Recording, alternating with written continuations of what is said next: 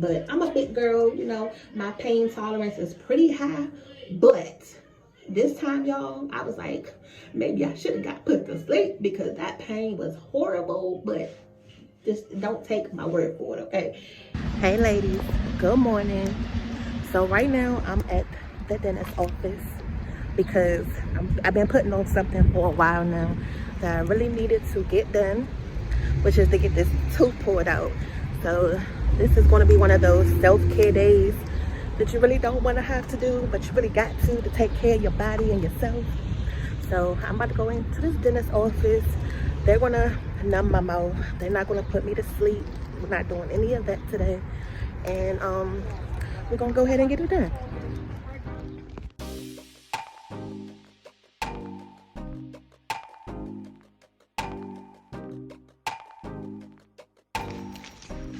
Alright, so I'm here. I made it on time. So I'm about to go in here, check in, and then I'll see you guys back for a minute. Alright, so I just got off the dentist. Mouth looking no one. Alright. I'm gonna call you. I'm gonna talk to y'all when I get home a little later. Alright, so I had my appointment at 9 o'clock this morning, and it's about 3 o'clock right now. So this is actually my first meal for today. This is some mashed potatoes with some cheese and some butter in it. And then I have some applesauce right here. So I'm gonna go ahead and eat something. Okay, so I did not forget about you ladies. This is Thursday. I got my tooth pulled out on Tuesday, and as you can see, I'm talking normal, but the first day, let me just rewind and just give y'all the full experience. You know, if you've never had your tooth pulled out and you're wondering how the process goes, how's the recovery, you know, just to ease your mind a little bit, okay? Just a little bit, because everybody's experience is different, so you really can't just go by one person and, you know, it just takes over your whole life as far as you want to get your tooth pulled or why you should not get your tooth pulled. I went in there about 9:30. It only took about an hour, which wasn't that bad. Now, this isn't my first tooth that I got pulled out. I had my wisdom tooth pulled out. Y'all, I'm 36, so in my 36 years, I probably had my tooth pulled out maybe 3 times, my wisdom teeth.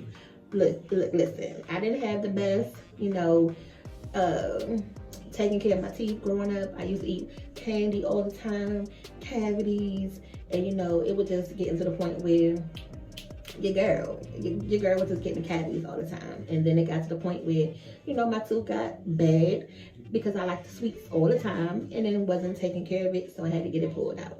So boom. So here we go with this one. I thought I was doing better. I ended up getting a hole in my tooth, which caused me to always have to use pliers every time I would eat because the food would get trapped in the hole, which was so annoying.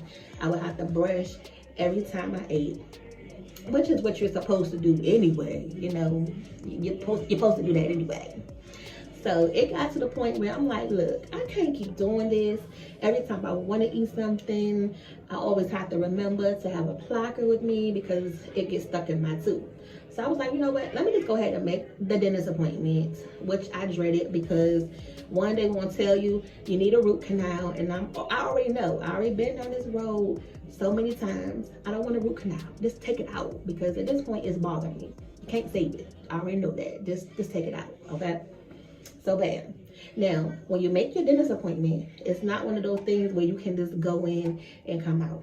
They gotta see you, do x-rays, and do all this other little fancy stuff to examine you before they can take the tooth out. So I went for my consultation, everything went good. I ended up missing my first appointment, so I had to go back and reschedule it. So I went on Tuesday, finally got the tooth pulled out. Now you can either get your gums numbed, or you can get the anesthesia, which puts you to sleep, which, you know, I really don't recommend. I mean, if you're comfortable with going and going to sleep, then do that. But I'm a big girl, you know, my pain tolerance is pretty high. But this time, y'all, I was like, maybe I should have got put to sleep because that pain was horrible. But just don't take my word for it, okay? When you get it, once you get past the initial numbing stage, they have to, you know, poke you with the needle. It's okay. It's okay, okay? That's the worst part.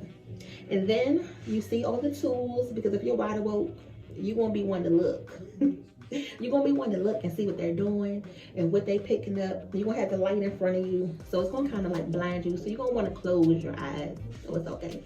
But yeah, so they give you something to bite down on. It kind of like takes the pressure off of what they're doing in your mouth, which is okay.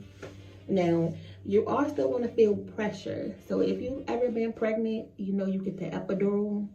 They say it numbs you, but you still feel that pressure of you pushing. That's exactly what it feels like, but it's just in your mouth with the tools and them tugging. But because your mouth is numb, you're not really going to know what stage they're in. So I'm in there like, like that thing was really hurting me. And I'm like, oh my God, please, just come on. Just let me finish this, okay? So before I knew it, he was like, so here's your discharge papers. And I'm thinking they're still working, but they're done. You won't really know they're done because your mouth is numb. So that was that. So I left the dentist. The first day I showed you guys when I got home that I was eating the mashed potatoes later on in the day. So you do get to eat after your mouth, the numbing goes away. It's not a fun feeling because you still have the gall in your mouth and you gotta try to eat around it and drink around it. But the second day, you know, you're able to get back to your normal routine just a little bit, depending on how much pain you in, okay?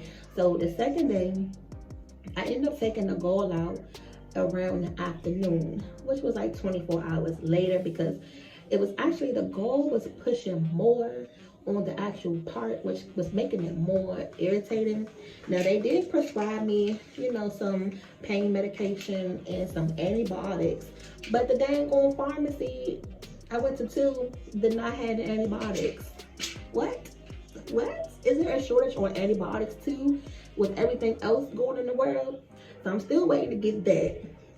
Okay, look, exactly, that's to help, you know, fight any infection. So tonight, I've actually been having, this is the third day. So I had the surgery on Tuesday, Wednesday, today's Thursday, 2 days later. I actually been having more pain today than yesterday, which is really weird. Like, it's really weird. And then I've been back at work too, which really doesn't help because you want to try to eliminate your talking as much as possible. But if you like to talk like me, you really can't do that because you want to talk anyway. You want to talk anyway. So yeah, so I've been in a little bit more pain today, but I can finally chew.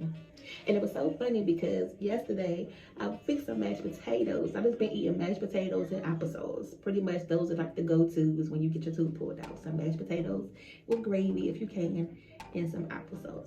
But I was like, you know what? I don't want to just eat no dang on mashed potatoes. So, you know me, I like to eat, okay? I had some greens that we had the other night with some smoked turkeys. Some greens was good.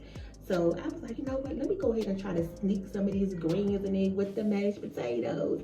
And my husband was like, why are you doing it? Don't do that because you won't get the stalks caught in because you can't chew it. So me being me, I had to just be pressed and just be a daggone daredevil and be greedy. I put the daggone greens in there with the mashed potatoes. And lo and behold, look at me. I'm in here. Oh my God, I can't chew this. I can't chew this with the stalks. Most of them was sold, but you still had like a little piece of sprinkled in there around it with the stalk on it. So, of course, you know, he laughed me out, but it's okay. Don't do that. Just eat the mashed potatoes and something soft. You'll be good. So now, tonight, I went to the store and they had some catfish. So I'm gonna go ahead and cook this catfish up. I'm gonna still eat some of these mashed potatoes because even though I can chew, you don't really want to go overboard. All right. So all in all, This video was to encourage you, to motivate you to take care of your body. Do some self-care for yourself. I know we're always on the go, we're busy. Oh, I'm gonna do this tomorrow, I'm gonna take care of it next week, and next week is into a few months past Christmas the next year, and you still dealing with this thing on toothache or whatever else. Okay, so the moral of the story is, if you need to get your tooth pulled out or get a filling or whatever it is that you need to do, schedule that appointment like tomorrow. Okay, and then comment down below and say you did it, I scheduled it. All right, so we want to make sure we take care of each other on this channel. All right, so until the next time, I'm gonna talk to you ladies later, and make sure you subscribe to the channel if you're new, and make sure you just come back to feel special, learn how to take care of yourself, whether it's self-care, looking good, or feeling good. I'll see y'all back for the next video. See you later.